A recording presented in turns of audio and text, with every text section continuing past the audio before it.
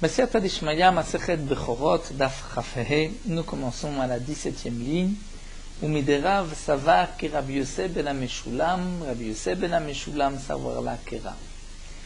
La Gemara nous avait rapporté, donc on avait vu la Mishnah, Rabbi Yosef ben Ameshulam nous dit, celui qui égorge un Bechor, ou celui qui veut regarder le moum, le défaut d'un Bechor, il pourra arracher les poils de la bête à l'endroit de la shrita pour pouvoir faire la shrita, ou à l'endroit du moum, du défaut, pour le voir, pour regarder, pour le montrer à un chacham. Nous avons vu aussi au début des paroles de Rabbi Yosef ben Ameshulam qu'on peut faire au sed makom bekofitz mikan ou mekan. On fait un endroit bekofitz. Au départ on pensait avec la lame d'une hache, on va raser un peu les poils de la bête pour pouvoir faire la shrita ou arracher les poils. Dans la Gemara, nous verrons qu'en vérité, on fait de la place pour le kovitz, c'est-à-dire pour le couteau de la shrita. Mais donc, Rabbi Yosef ben Ameshulam nous enseigne que l'on peut arracher les poils d'une bête à l'endroit de la shrita ou à l'endroit d'un défaut d'un moum. Nous avons vu que Rav a tranché la halakha comme Rabbi Yosef ben Ameshulam. Et la Gemara avait expliqué que c'est marqué Kenegdo Beyom Tov Mutar, c'est-à-dire est-ce que Beyom Tov on pourrait aussi faire la même chose d'arracher les poils d'une bête avant de lui faire la shrita.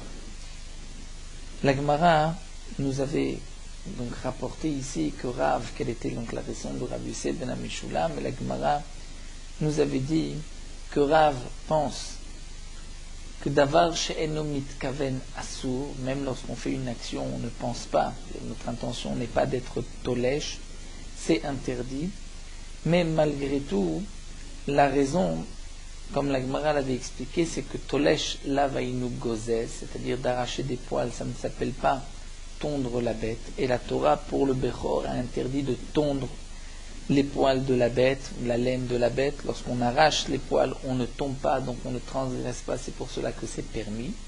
Et bien Yom Tov, nous avons vu que c'est permis pour une autre raison, c'est parce qu'il est oker davar migidulo kelachariat, c'est-à-dire c'est vrai que le fait d'arracher les poils, c'est d'arracher les poils de la bête là où elle pousse, c'est-à-dire comme kotser, comme là où les poils poussent, non pas là où la bête pousse, mais là où les poils poussent. Donc lorsqu'on arrache les poils, c'est au cœur d'avoir migidulo de la bête, mais comme c'est fait qu'elle est achariad, c'est-à-dire ce n'est pas fait d'une manière normale, normalement on coupe avec une lame, là on arrache, c'est pour cela que Yom Tov c'est permis. Donc la Gemara avait expliqué que même d'après Rav qui pense que davar she'en mitkaven asur, la raison ici pourquoi c'est permis, ce n'est pas parce qu'il n'est pas mitkaven, mais c'est parce que tolesh ce n'est pas gozez, et Yom Tov c'est parce que c'est kele achariat. La Gemara poursuit, nous dit, puisque Rav savar que Rabbi Yosef ben Ameshulam, puisque Rav a tranché comme Rabbi Yosef ben Ameshulam, il pense comme lui. Donc cela veut dire que Rabbi Yosef ben Ameshulam aussi savar la que Rav, il pense comme Rav, et donc ils ont la même shita que davar sheno mitkaven et asur. La Gemara poursuit, et savoir Rabbi Yosef ben Ameshulam davar sheno mitkaven asur. Est-ce que Rabbi Yosef ben Ameshulam peut penser comme Rav que davar sheno mitkaven est interdit? Va à Tania, pourtant nous avons une braïta. Shte se'arot, deux poils de la vache rousse. Nous savons que la vache rousse, si elle a deux poils qui ne sont pas roux, ne serait-ce que deux poils noirs, la vache rousse est psoula. On ne peut pas s'en servir pour donc prendre ses cendres pour asperger sur l'homme impur. Et c'est marqué dans une braïta, Shte se'arot, deux poils de la vache rousse. Ikaran ma'adin, à leur racine, c'est rouge. Veroshan mashrir, et au bout, c'est noir. Rabbi Yosef ben Ameshulam Omer, Gozez bemisparaim venochoshesh. On peut couper avec des ciseaux le bout, c'est-à-dire la partie noire, et on laisse donc juste la partie rouge. Ve'enochoshesh, et on ne craint pas, c'est-à-dire il n'y a pas de crainte ici, il n'y a pas d'interdiction à cause de giza d'un korban. De korbanot, on n'a pas le droit de couper la laine de korbanot. Donc pourquoi? Parce que son intention n'est pas les gozez. Qu'est-ce qu'il veut? Il veut juste enlever la partie noire pour rendre cachère la bête. Donc on voit que Rabbi Yosef ben Ameshulam qui dit Gozez Mitzrayim ve'eno choshesh pense que davar sheno mitkaven mutar. Sinon pour quelle raison on pourrait permettre? C'est une question. On vient de dire que Rabbi Yosef ben Ameshulam pensait que davar sheno mitkaven assour, et là on voit que c'est permis. La raison pour laquelle il peut couper avec les ciseaux, c'est-à-dire les poils, la partie noire de ces deux poils, c'est parce que c'est davar sheno mitkaven. L'Agma répond non. Shane para de lav bat gizaï. En vérité, c'est autre chose. C'est que la paradouma, il n'y a pas d'interdiction de giza. Pourquoi? Parce que une vache n'a pas de laine. Les poils ne font pas partie de giza. Giza, c'est lorsqu'on enlève de la laine. Et donc, il n'y a pas du tout d'interdiction. C'est pour cela que c'est permis. Ce n'est pas que c'est interdit, mais c'est d'avoir chez mitkaven. Il ne pense pas faire une giza, mais il pense être metaken la bête. Il n'y a pas d'interdiction. La Gemara continue vers Tanya, c'est-à-dire vélo, c'est-à-dire il n'y a pas de giza pour les poils de la vache, et pourtant c'est marqué dans la Braïta. C'est une Braïta que nous avions déjà vue dans ma Masechet Chulin. Lo ta'avod bipror shorcha velo tigoz. La Torah interdit. Tu n'as pas le droit, le ta'avod, c'est-à-dire de faire travailler le bechor shorcha, c'est-à-dire le premier-né de ton taureau. Velo tigoz bechor tzoncha. Et la Torah interdit de couper la laine du l'otagos bechor tzoncha de ton menu bétail. Donc dans la Torah, nous voyons que l'interdiction, c'est de faire travailler le shor, le gros bétail, et de couper la laine du menu bétail.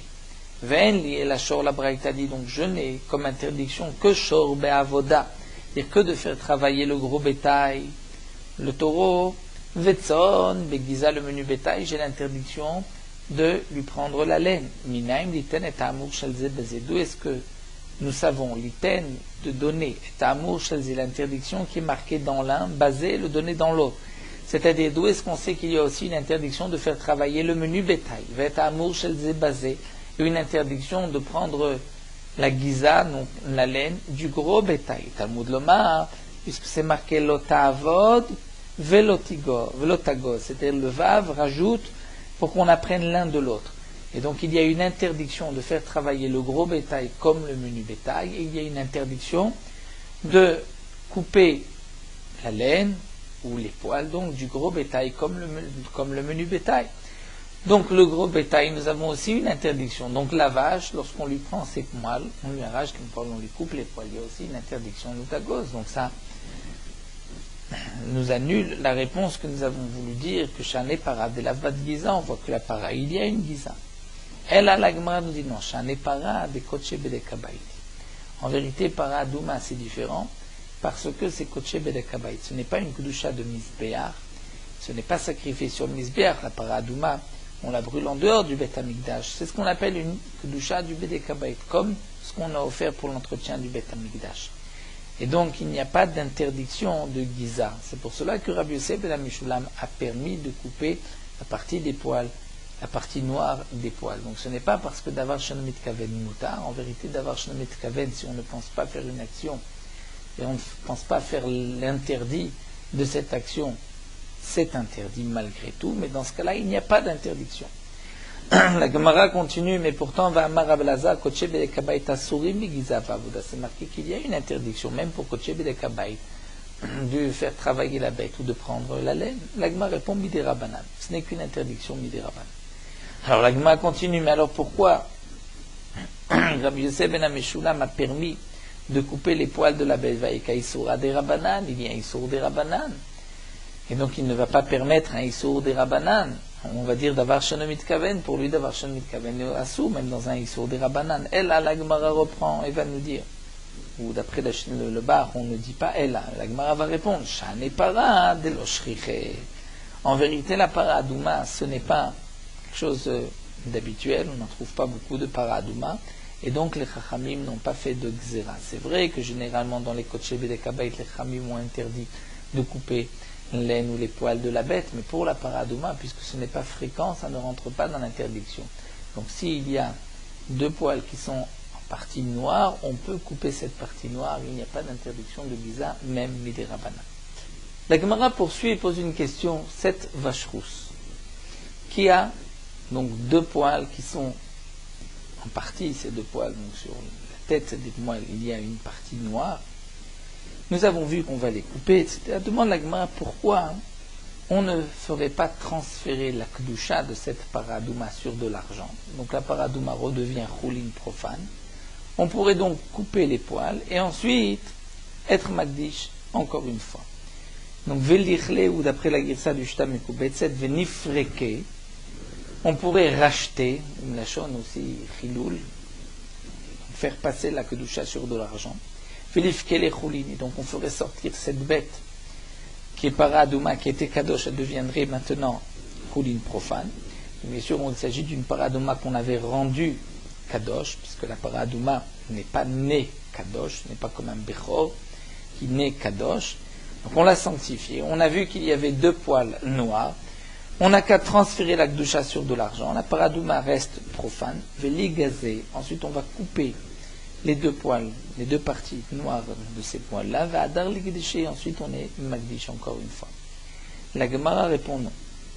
Ce n'est pas possible parce que Damea Yekarim, le prix de la vache rousse est un prix élevé et on n'a pas toujours l'argent devant nous.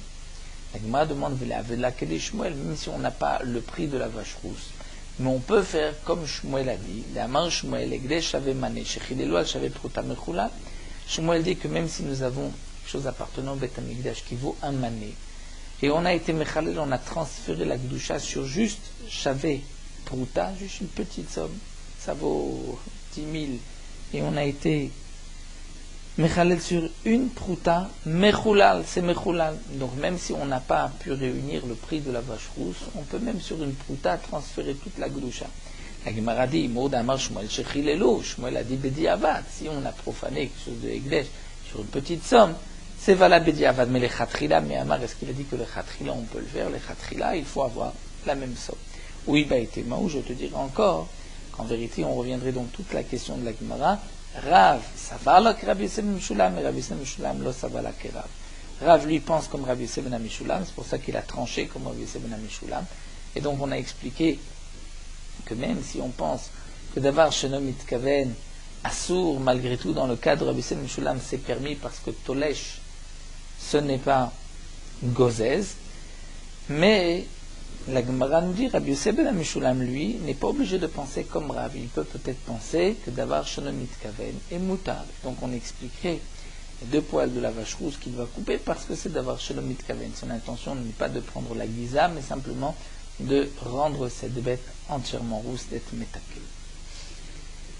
La Gemara continue avec ce que nous avons vu dans la Mishnah. C'est marqué Vetolesh et Asear ou Bilvad chez les Yazen Mkomo.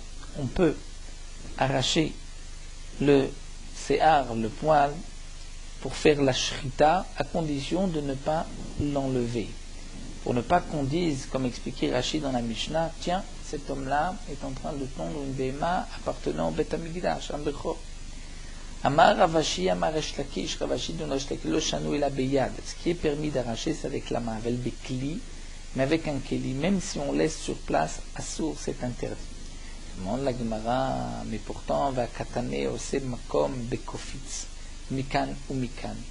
C'est marqué qu'il fait un makom bekofitz, c'est-à-dire un endroit bekofitz avec la hachette, donc avec la lame d'ici et là. Et donc il coupe, non, tané les kofitz. Et il laisse de la place pour la lame du couteau qui va faire la shrita. Mais ce n'est qu'avec la main qu'on peut arracher les poils. Avec le cli, c'est interdit, mais parce que ça ressemble plus à une véritable giza. La Gemara continue, nous avons vu dans la Mishnah qu'on peut arracher les poils de la bête pour regarder le moum, pour le montrer à un chacham. La Gemara pose une question. Est-ce que les chatrila ou diavad? Est-ce qu'on permet les chatrila d'arracher les poils ou ce n'est que bediavad? Si on l'a fait, on n'a pas transgressé. Amar Rabbi Yirmiyah va essayer d'apporter une preuve. Tashma, c'est marqué. Tsemer a mesubach be'ozen. Il y a de la laine qui est mesubach, c'est-à-dire qui est emmêlée dans l'oreille de la bête. Et dans l'oreille, il y a un défaut. Et on veut montrer ce défaut. Rabbi Yosef ben Meshulam Omer, Tolsho ou Maret Mumo.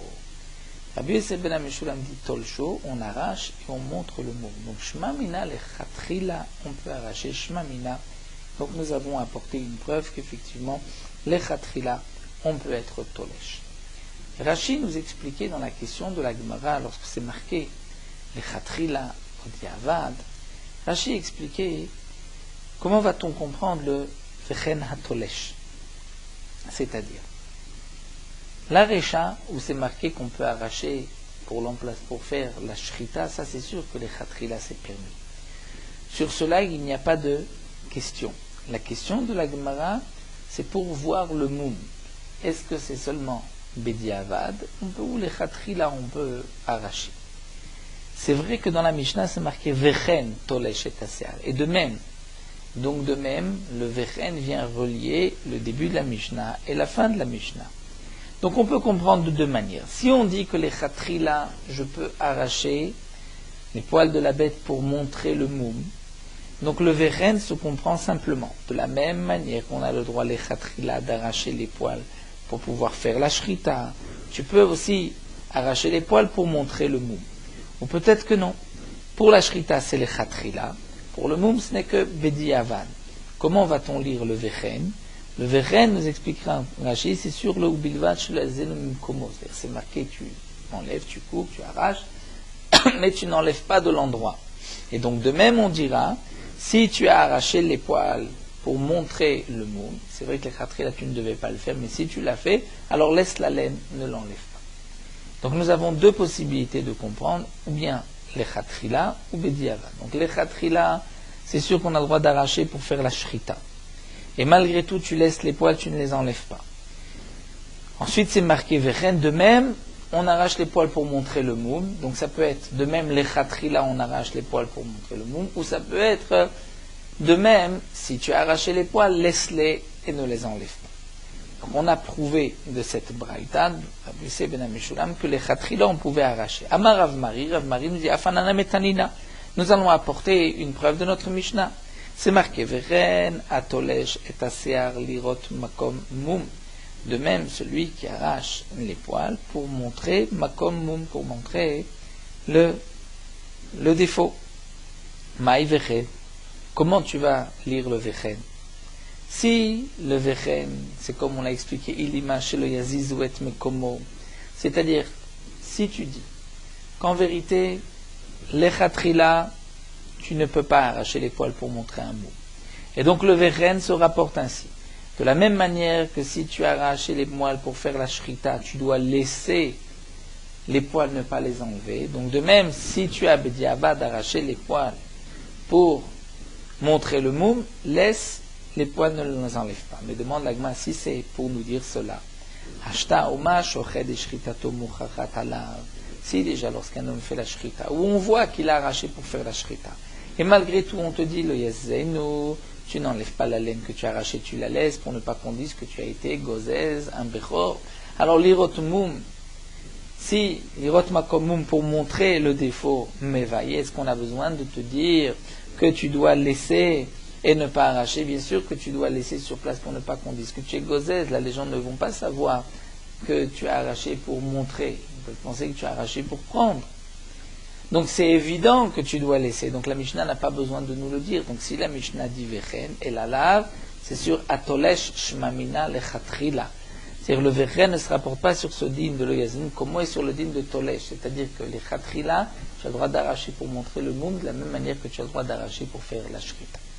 Donc Shmamina, on a ainsi prouvé de notre Mishnah et de cette Braïta au nom de Rabbi Yossé ben Amishulam. On continue avec une nouvelle Mishnah, Se'ar Bechor. Le poil d'un Bechor, le Se'ar, le poil ou la laine d'un Bechor, d'un premier-né, Baal Moum qui a un défaut, chez Nachar, qui est tombé, Vinicho Bechalon, et on l'a posé sur la fenêtre.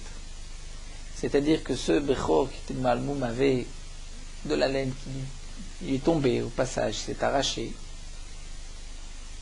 Vinicho Bechalon, on a pris cette laine, on l'a posée dans la fenêtre, dans un endroit.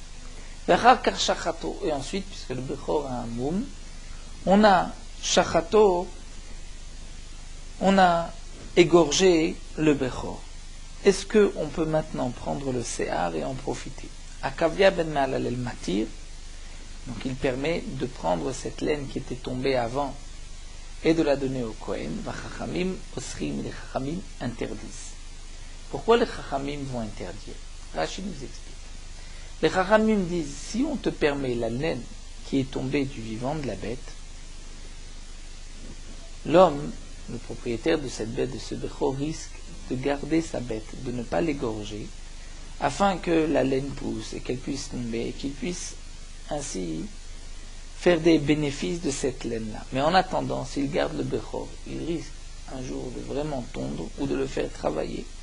Et même si c'est psula mukdashim, c'est-à-dire c'est une bête qui a un défaut, nous avons l'interdiction de prendre la laine.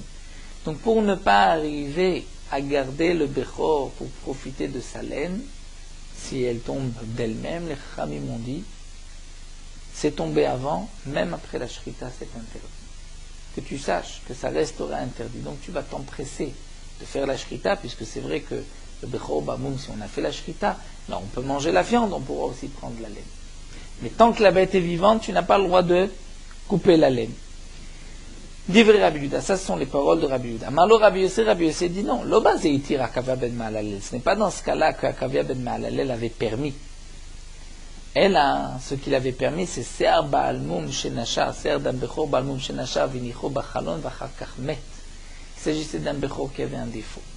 Une partie de sa laine s'est détachée, s'est arrachée. On l'a posé dans un coin Bachalon sur la fenêtre. Vachakach Met, et ensuite il est mort, il n'a pas été égorgé. C'est là que Bezeh Akavia ben Mahalalel matir, Vechachamim osrim, Chachamim interdisent. Donc bien sûr, dans la Gemara, on posera la question, mais si Akavia ben Mahalalel permet, même lorsque le Bechor est mort, et lorsque le Bechor est mort, on ne pourra plus prendre sa laine. S'il permet, même lorsque le Bechor est mort, alors à plus forte raison qu'il permettra lorsque elle a été égorgée. C'est normalement une bête, un Bechor qui n'a pas de défaut, s'il est mort, on ne pourra pas profiter de sa laine. Donc, on essaiera de comprendre qu'est-ce que nous dit Rabbi Yossi. Donc la Gemara va tout de suite expliquer, mais en tout cas, nous avons ici une machloket entre Rabbi Yehuda et Rabbi Yossi. Quel est le din? Dans quel cas nous avons une machloket entre Akavia ben Mahalalel et les Chachamim? D'après Rabbi Yehuda, c'est un Bechor qui a un défaut, une partie de sa laine est tombée, on l'a mise de côté cette laine, on égorge le Bechor.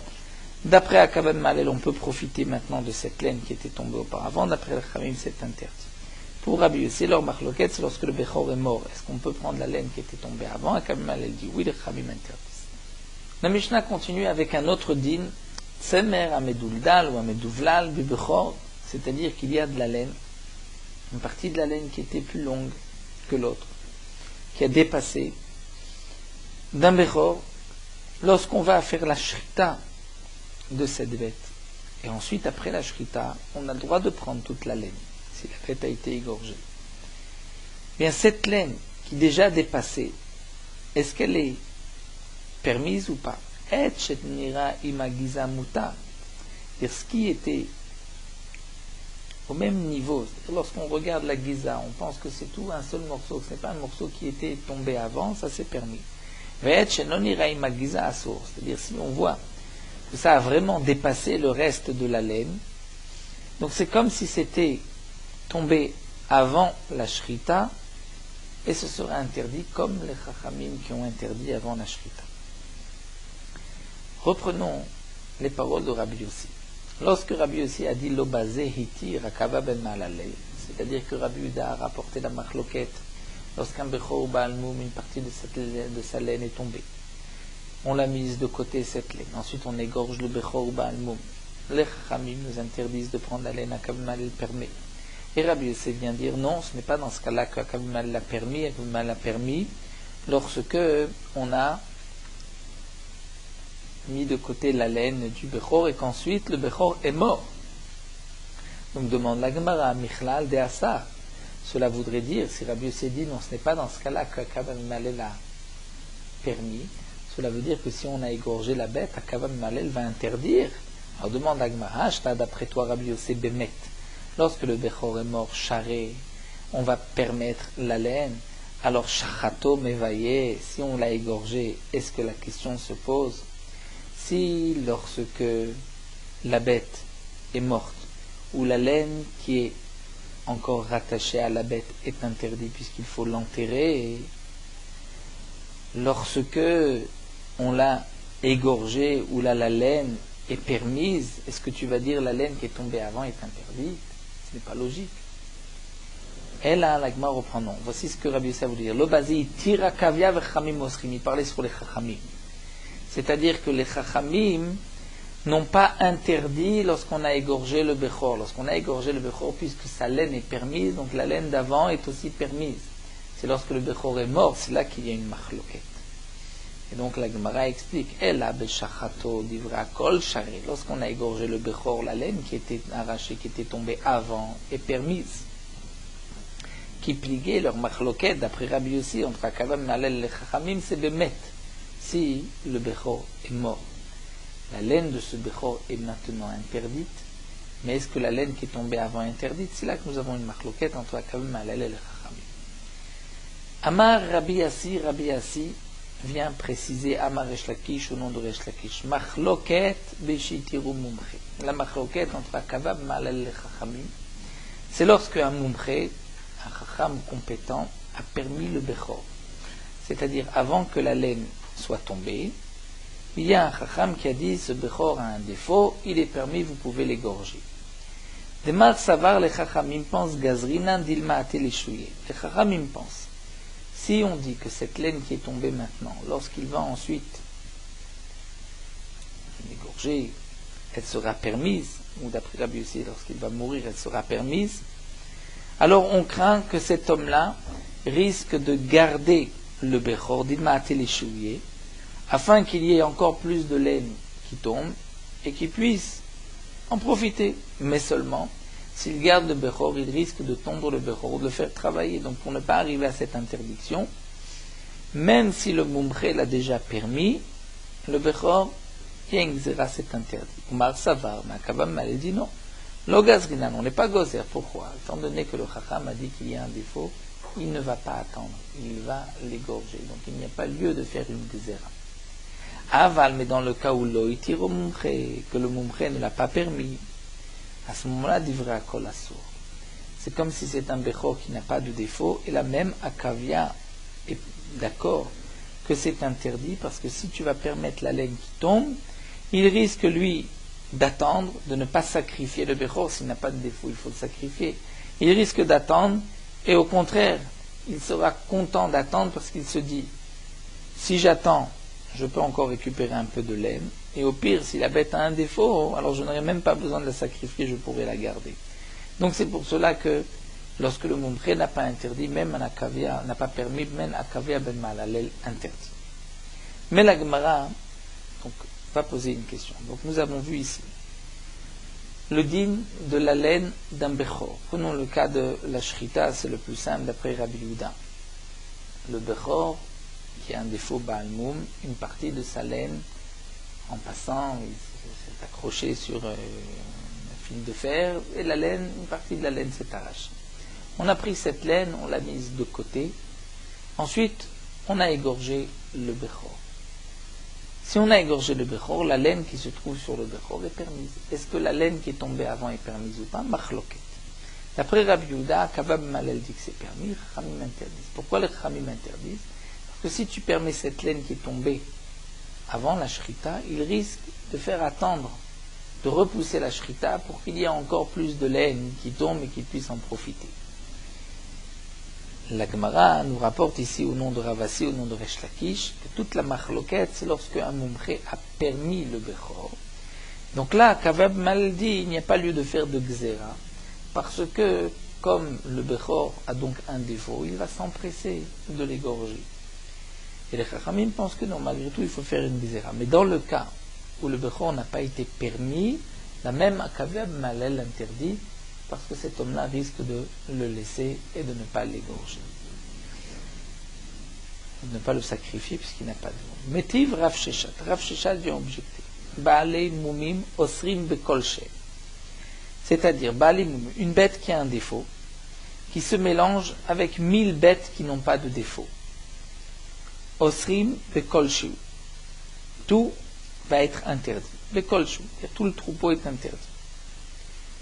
Rabbi Yossé Omer, Yivaker. Rabbi Yossé dit, il suffit d'aller chercher, de regarder où est le Baal Moum, mais tu l'enlèves. C'est Avinan Ba, on s'est posé la question. Si on veut comprendre la marloquette ici entre Tanakam et Rabbi Yossé, comme on vient de le lire, on ne comprend pas, Ma Yivaker. Ça veut dire quoi Yivaker que dit Rabbi Yossé? Il dit Ma de Baal Moum velishkele. Si tu dis qu'il y a une bête qui a un défaut, donc tu cherches et tu enlèves cette bête, alors Michlal Tanakama Amarlav, Tanakama n'est pas d'accord, Tanakama veut dire toutes les bêtes sont interdites, parce qu'il y a une bête qui a un défaut qui s'est mélangée parmi ces bêtes-là, il suffit d'aller voir si la bête qui a un défaut, on l'enlève. Alors la Gemara poursuit, nous dit, Rav Nachman. Rav Nachman a répondu au nom de Rabba Baravoua, que Arab Egizat Bechor Baal Moum Askinan. Ici, il s'agit de la laine d'un Bechor Baal Moum qui a un défaut, qui lui, cette laine-là, s'est détachée du Bechor lorsqu'il était encore vivant, il l'a mise de côté, donc c'est la laine de notre Mishnah. Et cette laine-là, Shenitarvo Begizeh Choulin, s'est mélangée avec d'autres morceaux de laine. Uman Tanakama, qui est Tanakama? C'est Rabbi Yudahi, c'est Rabbi Yuda de Amar qui a dit que lorsque Nishchetu, ou d'après la Girsa du Shita Mikubetze, de Amar Beshachato Asre Rabbanan, que si on a égorgé ensuite le Bechor, la laine qui était tombée avant est interdite d'après les Chachamim. Et donc c'est cette laine-là qui est interdite d'après les Chachamim, qui s'est mélangée avec de la laine. Donc tout est interdit. C'est ce que dit Tanakama, Oseret Bekolshu. Rabbi Yossé qui lui a dit Yevaker. Rabbi Yossé l'Etam et Deama qui a dit Nishretu Sharu Rabbanan. Lorsqu'on a égorgé, d'après Rabbi Yossé, les Chachamim permettent toute la Xéra des Chachamim. C'est si le Bechor est mort. Mais s'il a été égorgé, nous avons vu que d'après Rabbi Yossé, c'est permis Vekatane, et c'est marqué dans les mots de Rabbi Yossé, Yevuka. C'est quoi Yevuka? On va vérifier, est-ce qu'il y a un moum, c'est-à-dire est-ce que le moum était un moum kavoua ou pas? Ma Yevuka. Que signifie Yevuka? N'est-ce pas que Yevuka, on va dire Bemoumo, si on suit la Girsa du Shita Mikubetze, on peut dire Imum Kavua, Imum Overu, Afalgav Shelo Itiru Mumche. Ou d'après la Girsa du Shita Mikubetze, c'est La Yevuka Bemoumo Lechacham Imum Kavua Share. Donc est-ce que ce n'est pas, d'après Rabbi Yossé, que Yevuka signifie maintenant on va montrer le Moum au Chacham, et le Chacham va nous dire si c'est un Moum Kavua ou pas. Et si c'est un Moum Kavua, la laine sera permise. Donc tu vois, Falgav Shelo Itiru Mumche, même si le Mumche ne l'a pas encore permise, au moment où la laine s'est détachée du Bechor, le Mumche n'avait pas encore permis, puisque c'est dans ce cas-là que Rabbi Yossé vient dire Yevuka. Et tu vois que malgré tout, même si ça n'a pas été permis, mais si le Chacham dit que c'est un Moum Kavua, donc maintenant, rétroactivement, la laine sera permise. Donc c'est contraire à ce que Rav Shlakish nous a dit. Amaravar a dit non. Lo, Yevukar, Itiru Mumchein, Vilolo. En vérité, Yevukar, c'est-à-dire qu'il faudra vérifier, chercher, est-ce que le Mumche l'a déjà permise ou pas? Parce que le Mumche avait déjà permis le Bechor, l'avait déjà permis ou pas? Si le Mumche l'avait permis, donc cette Giza est permise. Si le Mumche n'avait pas permis le Bechor, la Giza est interdite. Et donc ça rejoint les paroles de Resh Lakish. Donc la Gemara a répondu à la question que nous avons eue sur les paroles de Resh Lakish. Donc on maintient toute la machloquette si le Mumche l'avait permis le Bechor, mais si le Mumche ne l'a pas permis, d'après tout le monde, c'est interdit. La Gemara continue qui salik Ravin. Lorsque Ravin est monté en Eretz Israël. Amra leshma'ata kameh de Rabbi Yirmiyah. Il a rapporté cet enseignement, ce dîne de Rav Nachman. Il a rapporté ce dîne de Rav Nachman devant Rabbi Yirmiyah. Est-ce que Rav Nachman avait dit qu'il s'agit d'une... Pour comprendre la machloquette entre Tanakama et Rabbi Yossé, les moum osrim bekolshu ou Yemukar, Rav Nachman avait dit qu'il s'agit de la Giza d'un Bechor Baal Moum qui était tombé, qui était arraché avant la Shrita et qui s'est mélangé avec des Gizeh Chouli. Lorsque Rabbi Yirmi a entendu cela. Amar, il a dit, Bablae tipshae. Les Bablim, les habitants de Babel, sont bêtes, sont idiots. Mishum diyatve be'arad et chashucha. Parce qu'ils habitent une terre obscure, dans l'obscurité. Amresh mata de marshechan, c'est pour cela qu'ils disent aussi un enseignement, quelque chose de chashour, d'obscur.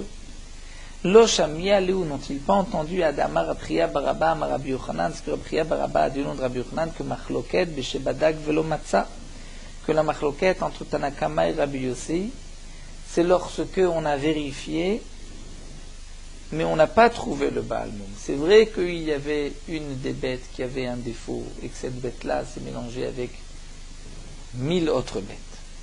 On a vérifié toutes les bêtes et on n'a pas trouvé la bête qui avait un défaut. Alors, quelle est leur machloket? Pourquoi d'après un mandamar tout et assour, d'après l'autre yivukar?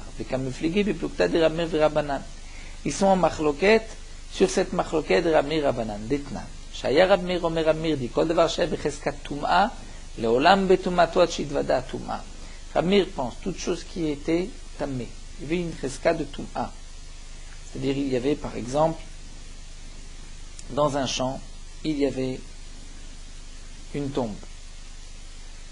On ne retrouve plus cette tombe. Même si tu recherches, tu fais des vérifications dans tout le champ, et que tu ne trouves pas la tombe, ça reste tamé. Tu étais sûr qu'il y avait une tombe, tu ne l'as pas trouvée, ça reste tamé.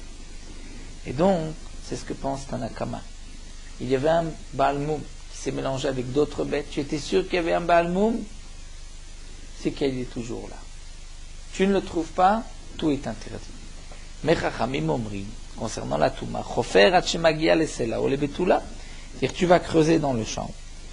Jusqu'au moment où tu arrives à de la roche, à un Sela, un rocher, là c'est sûr qu'on n'a pas creusé la tombe à l'intérieur. Ole Betula, où on arrive à un terrain dur, un terrain où tu es sûr qu'il n'a pas été travaillé, qu'il n'a pas été creusé. Et donc là aussi, les Chachamim expliquent. Ils disent que lorsque tu as cherché et que tu ne trouves pas, donc, on peut dire que la Touma n'est plus là. Donc Rabbi Yossi qui a dit Yevuka, tu as cherché, tu ne trouves plus de moum, toutes les bêtes sont permises. Donc c'est ce que Rabbi Yirmi a dit. Il y a déjà une explication, celle de Rabbi Chia Baraba au nom de Rabbi Yochanan. Ve Ravasi ama Rabbi Yochanan. Ravasi dit au nom de Rabbi Yochanan que machloket la machloket beshebadak ou matzah. Leur machloket, c'est quand il a vérifié et il a trouvé le Baal Moum. Seulement Tanakama interdit malgré tout toutes les bêtes. Pourquoi? Puisqu'il se dit, peut-être que ça c'est une autre bête. C'est une autre bête que tu as trouvé un Baal Moum, il faudrait vérifier toutes les autres. Et Rabbi Yossi dit non.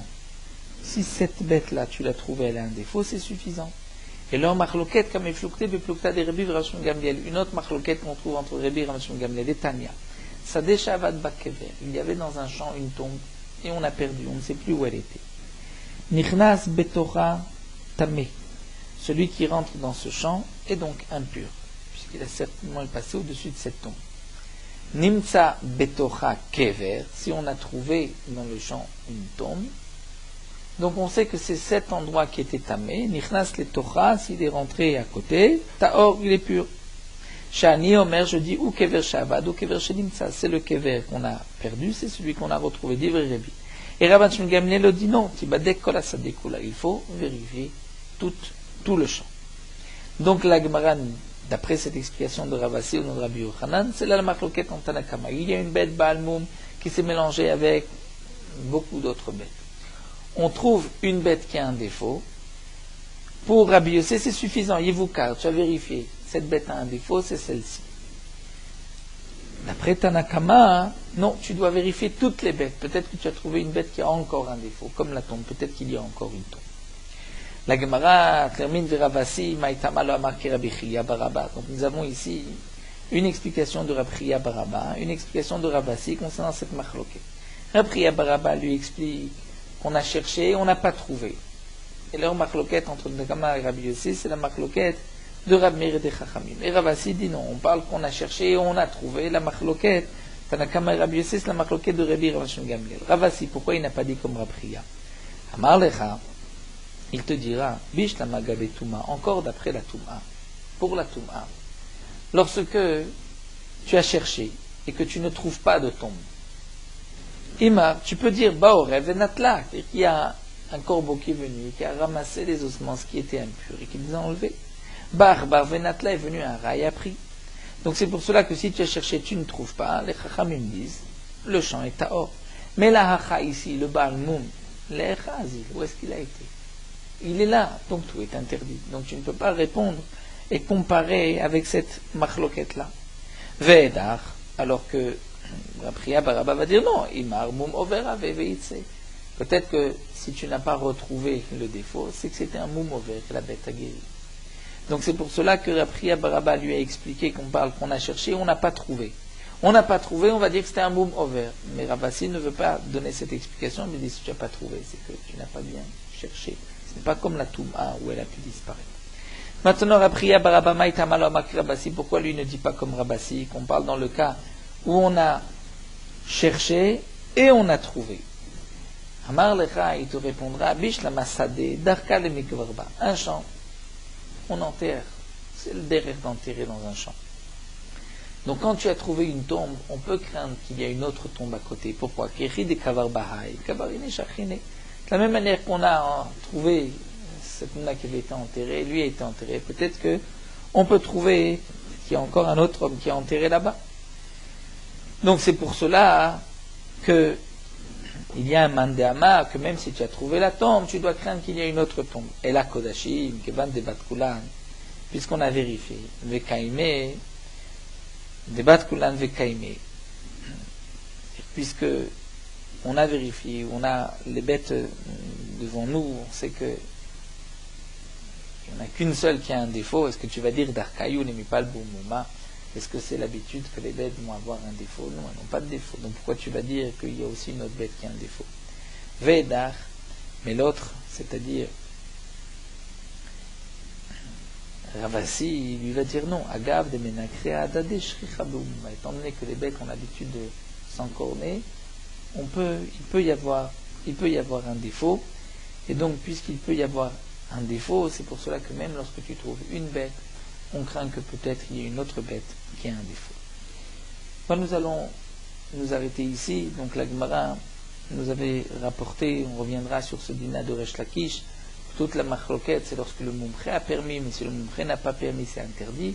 Rav Sheshet avait posé une question d'une braïta qu'il avait lui expliqué, et donc de là était venue la question, mais ensuite Rabbi Irmia avait dit que non, cette braïta devait être expliquée différemment, comme nous l'avons vu, ou comme Rabbi Baracha ou Baraba, ou bien comme Ravasi, et donc la question tombait automatiquement. Nous allons nous arrêter à Métivier, on reviendra et on reprendra donc le dîne de Resh Lakish pour pouvoir continuer les questions de la Gemara. On termine sur Morot Halacha Daf Chafehe.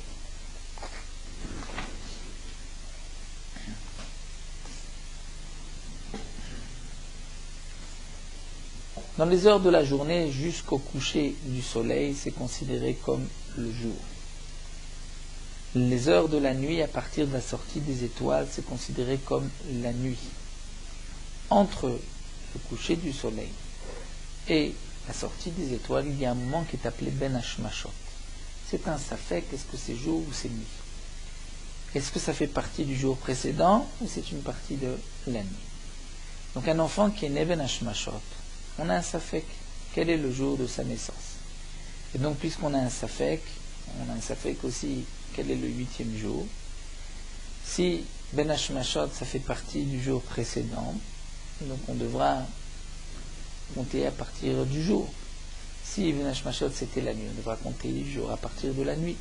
Puisqu'il y a un safek, on ne comptera pas les 8 jours en comptant le jour d'avant Ben Hashmashot, puisque peut-être qu'il est né dans la nuit, et donc on comptera à partir du lendemain. Donc la Brit Mila sera ou le 8e jour, ou peut-être le 9e jour, si c'était, donc au moment de Ben Hashmashot, si c'était jour, donc on lui fera la Brit Mila le 9e jour, mais Misafek, on ne peut pas nous lancer, puisque peut-être qu'on fera la Brit Mila le 7e jour.